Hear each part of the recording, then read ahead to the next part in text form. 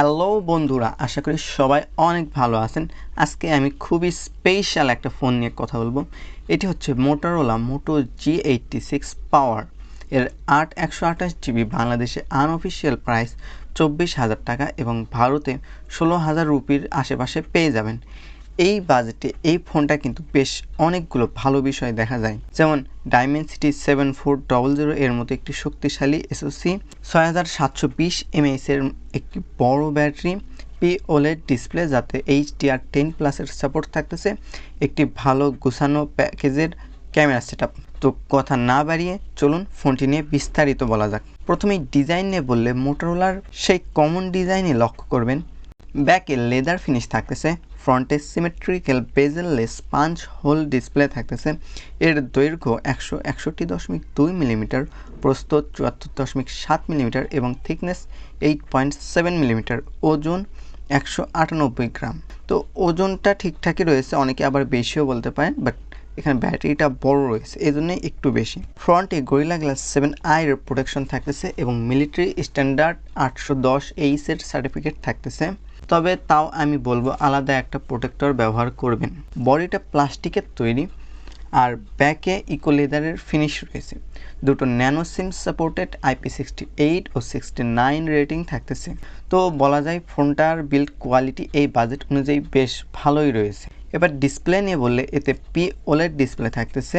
এটা কিন্তু ফুল HD প্লাসের, অর্থাৎ রেজলিউশন 1220x2712 পিক্সেল।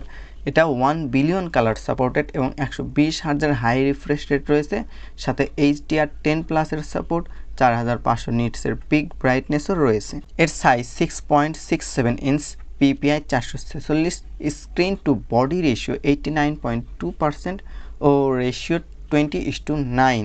এতে গরিলা গ্লাস 7i এর প্রোটেকশন থাকতেছে, যা আগেই বলেছিলাম। তো ডিসপ্লেটাও কিন্তু এই বাজেট অনুযায়ী বেশ ভালো। Punch whole bezel-less symmetrical display হয়, ডিসপ্লেটা দেখতে খুবই ভালো লাগবে এবং ডিসপ্লের কালার আউটপুট বেশ ভালো। পাঞ্চ হোলটাও কিন্তু বেশ ছোট। এই ডিসপ্লেতে যে কোনো কিছু দেখে আশা করি সবাই মজা পাবেন। আর ডিরেক্ট সানলাইটেও চালাতে কোনো অসুবিধা হবে না, কারণ 4500 নিটসের পিক ব্রাইটনেস রয়েছে। এবার প্ল্যাটফর্ম নিয়ে বললে এখানে অ্যান্ড্রয়েড 15 এর উপর মোটো UI থাকতেছে।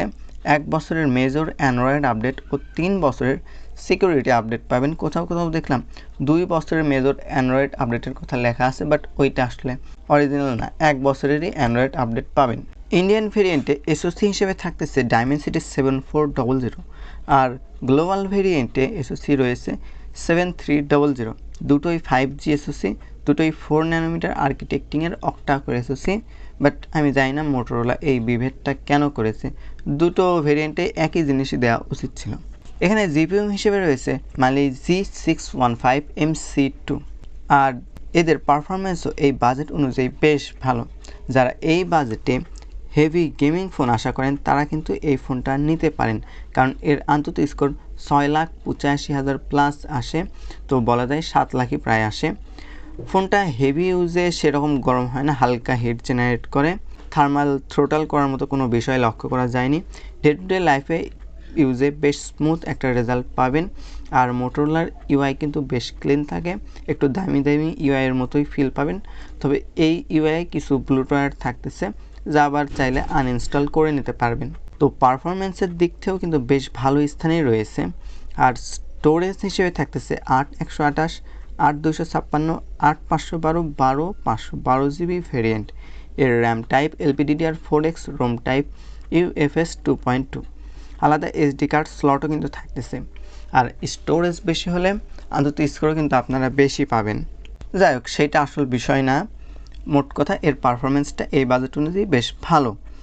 এবার ক্যামেরা নিয়ে বললে এখানে 50 মেগাপিক্সেলের f1.9 অ্যাপারচারের মেইন ক্যামেরা পাচ্ছেন, যেখানে OIS থাকতেছে। সাথে 8 মেগাপিক্সেলের একটি আলট্রা ওয়াইড অ্যাঙ্গেল লেন্স পাচ্ছেন, যেটা f2.2 অ্যাপারচারের। এটা 118 ডিগ্রিতে ছবি দিবে। এর সাথে একটি 2 মেগাপিক্সেলের ফালতু ক্যামেরা পাচ্ছেন, যেটা এমনি ডিজাইনের জন্য দিয়েছে আর কি। আর ফ্রন্টে থাকতেছে 32 মেগাপিক্সেলের f2.2 অ্যাপারচারের সেলফি ক্যামেরা। ক্যামেরাটা কিন্তু বেশ গুছানো সেটআপ। ছবির কোয়ালিটি মোটোরোলার অন্যান্য ফোনের মতোই। ছবির কালারটা সোশ্যাল মিডিয়া রেডি টাইপের, বেশি পপ টাইপের কালার দেয় না, তবে ছবি আপনাদের পছন্দ হবে আশা করি। বেশ শার্পনেস ও ডিটেইল পাবেন ছবিতে। হাইলাইট ব্যালেন্স ও ডাইনামিক রেঞ্জও বাজেট অনুযায়ী ঠিকঠাক রয়েছে। তবে রাতের বেলায় ছবিতে নয়েজ গ্রেন চলে আসে অনেকটাই। নাইট মোড অন করে দিলে তখন চলনসই ছবি পাবেন। আলট্রা ওয়াইড অ্যাঙ্গেল লেন্সটাও ভালো ছিল, তবে লো লাইটে এর ছবির শার্পনেস কমে যায় অনেকটা। ফ্রন্ট ক্যামেরার ছবি আশা করি সবারই ভালো লাগবে। ফ্রন্ট ক্যামেরাটা যথেষ্ট ভালো শার্পনেস ও ডিটেইল পাবেন, আর হাইলাইট ব্যালেন্সটাও ভালো লাগবে।